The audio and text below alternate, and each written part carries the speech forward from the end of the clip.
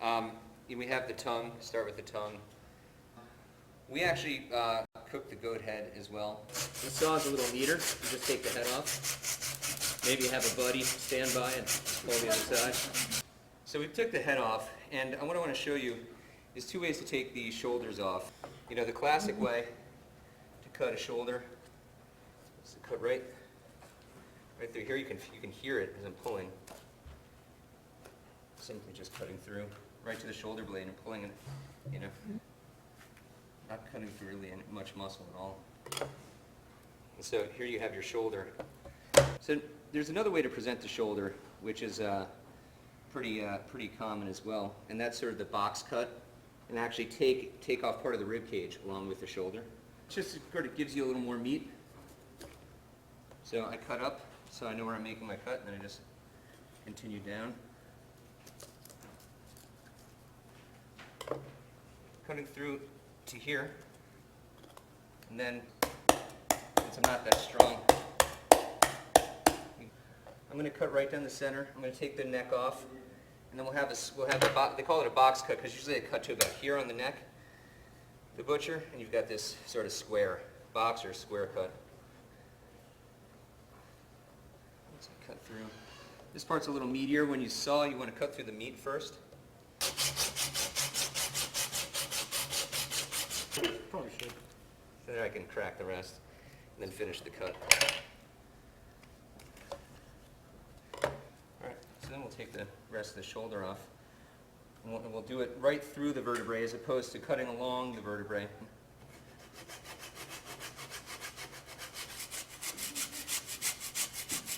This is to go right through the center of it.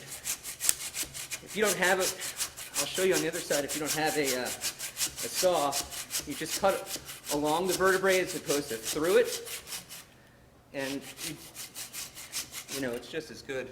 You really get, as I said, you get those little chunks of meat that are right along, hugging the bone, that are just absolutely gorgeous. And when you braise this out or slow roast it, I mean, they're as tender as can be. You know, the closer to the bone, the better. So there you go, beautiful job. Thanks, Stevie. And then you can finish it off, you know, just, oops, right down. So on the second try. So you have your vertebrae, you can see the line of the neck, and your box cut.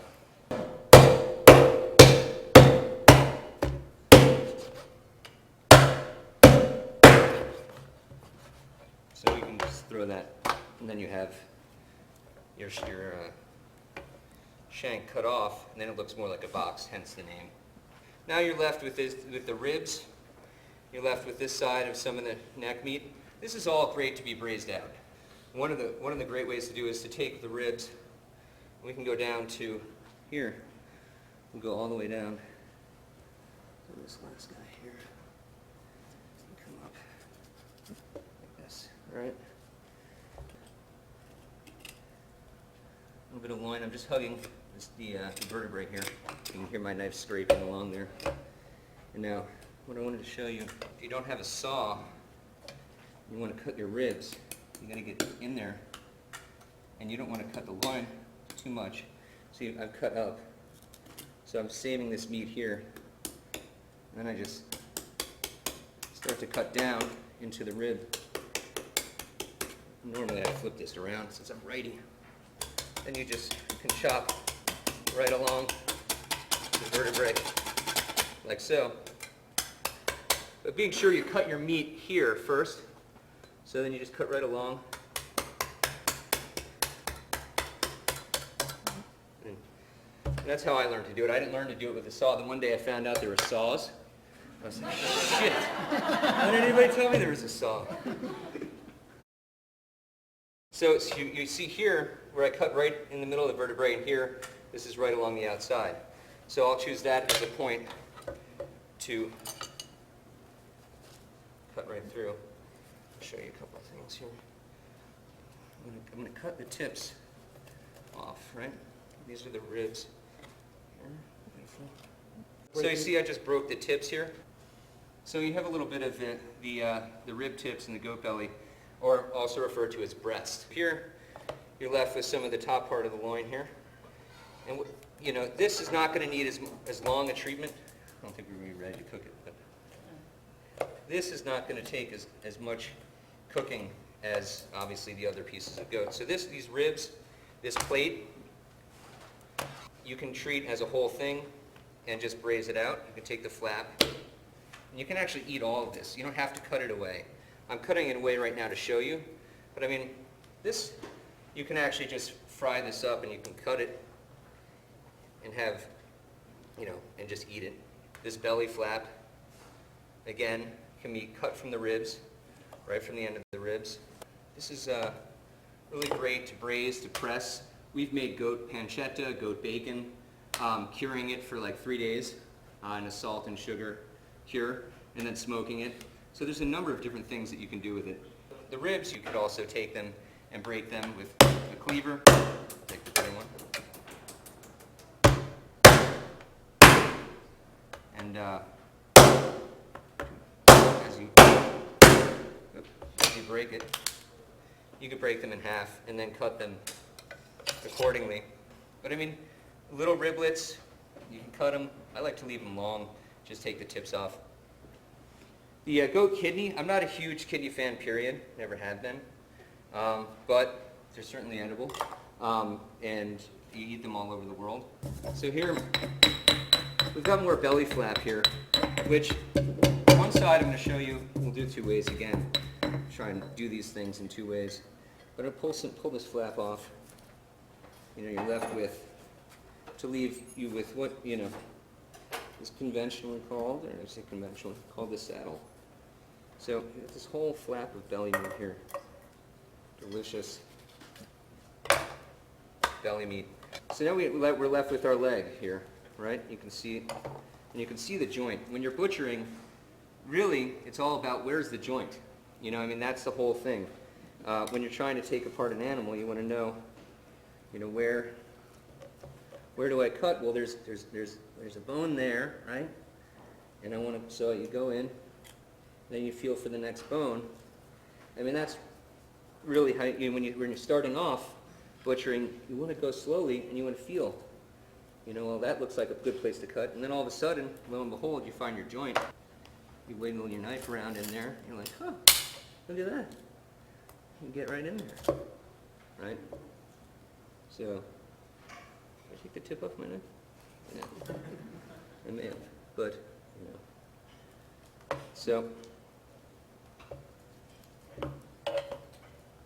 you're left with your leg. Now, so we have continued to go down, and I'll cut more of this flap off here. We have our flap steak. I'm going to cut right here. And we're going to go, I'm going to take off this other leg, and then we're going to play with the saddle. So here we have our legs. And then we're left with the saddle and the ribs on this side. The ribs on this side, you know, we can take this off and we can turn it into the rack here. We have the rack. So we go right here. You can just crack this, usually. That looks like I'm already in there. So we could roast this. And you want to French this a little bit? Sure. Yeah, I'm going to pull that down.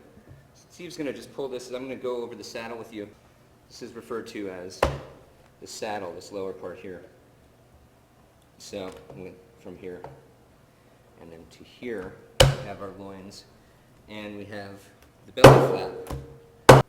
Taking a little bit of the meat out and saving it for other uses. And this is one of those rare areas where you have this flap of skin. So I took the skin off the belly, essentially. That's what I've done here. Right? So I'm left with, you know, bellyless skin here, or bellyless meat, skinless meat. And then what I do is there's a bone right in here. Cut right down into the loin here. So I'm working in here. Basically, this is just another way to take part of the goat and use it as sort of a natural protectant. you know, I think I'd mentioned that, you know, we have sous vide, right? Well, you know, before sous vide and before plastic bags and that whole idea, you know, someone wanted to cook something slowly, they'd do it in an organ or with using the skin of the animal or another animal. It was a very popular way. The precursor to sous vide in France was en vessie, right, which was in the pig's bladder, cooking a chicken in a pig's bladder. Here, the idea is for us to take off some of this extra stuff here.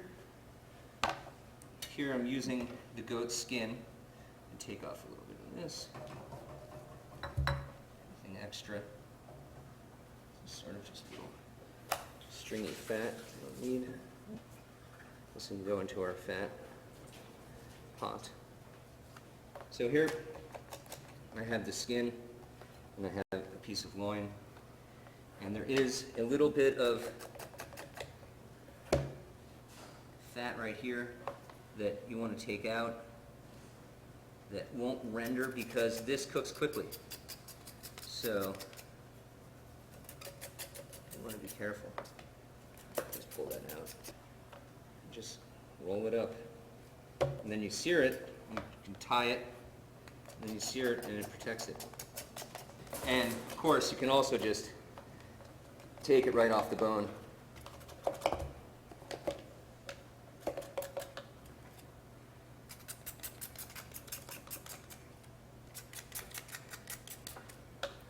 You notice I'm sort of switching between knives. I mean, it's just, for me, you can do this all with one knife, and I used to, but now I have different knives, and, you know, some are sharper and easier to manipulate than others. So this one is slightly sharper than the boning knife. The boning knife is a little more, it's a little stronger. I don't know if any of my knives have tips on them anymore, but that just happens. So here, I'm just taking off this, like, silver skin, like you would any other fillet. Just clean it off. How are you looking there? Good. You look great. Okay, so we've got goat, loin, another loin. So you have a little more, see how this is the hip joint right here? You have another little piece back here. Lovely. It extends. Beautiful chunk of meat.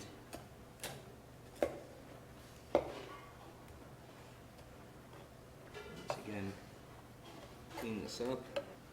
And right underneath, right here, we have, of course, our tenderloins. So on this animal, they're quite small, but not to be ignored. I want to make them feel bad. Beautiful. Very quick to cook, for sure.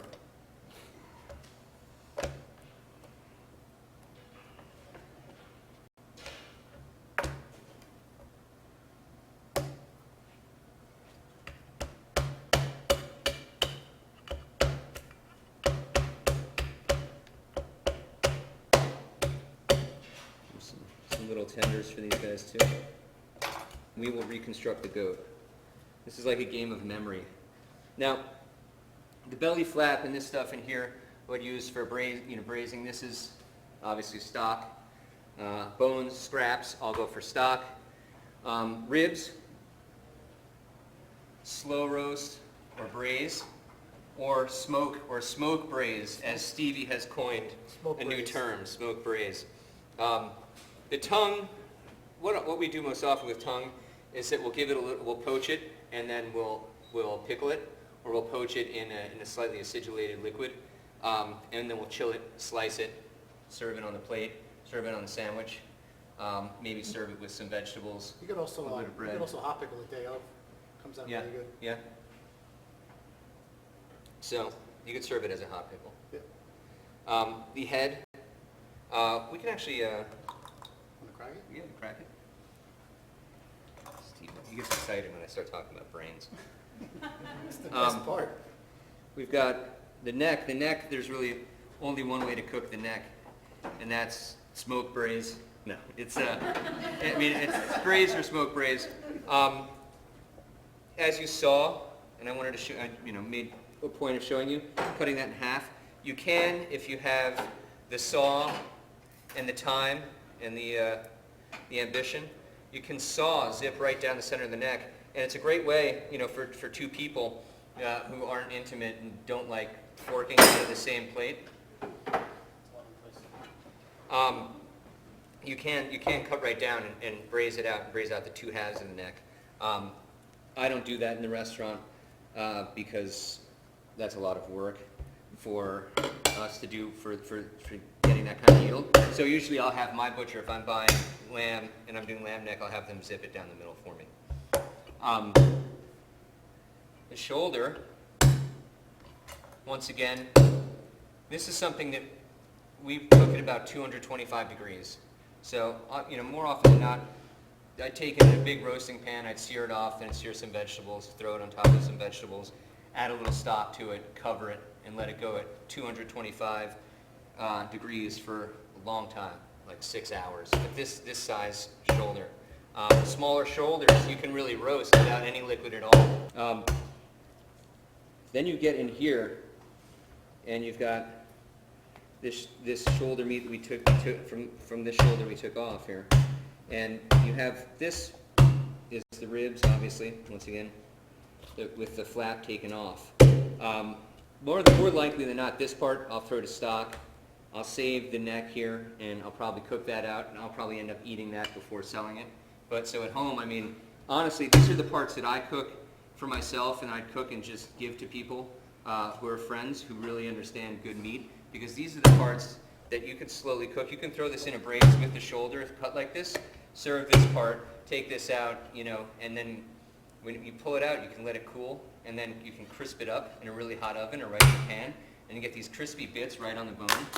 This shoulder, you cook the exact same way. Of course, you keep everything together. This is, once again, the square cut or box cut shoulder. And you can ask your butcher to cut it for you that way, or you can cut it yourself. Really, the best thing to do is roast the head and then cut it open, or cut off the top and saw off the top and just scoop the brains out. This way, you can roast it in the oven, split open like this, put the head right in the oven. And if this is only if you're going to eat the brains to start, because this method won't cook the cheeks as long. But if you want to present it like this, and the last time I cooked for Fergus Henderson, that's what we did, is I cut a bunch of lamb's heads in half, and we did we just pulled it out and then basted it with brown butter, added a squeeze of lemon and some house-made celery and mostarda right on top. It was really very nice, and just a scoop or two of brains, not to be missed. So don't neglect the head. The rack, of course, you can cook simply roasting. This you cook at a high heat. You can pretty much cook it entirely in the pan, but you can cook it. You can get a sear on it. You can throw it in the oven. Keep the oven at a high heat.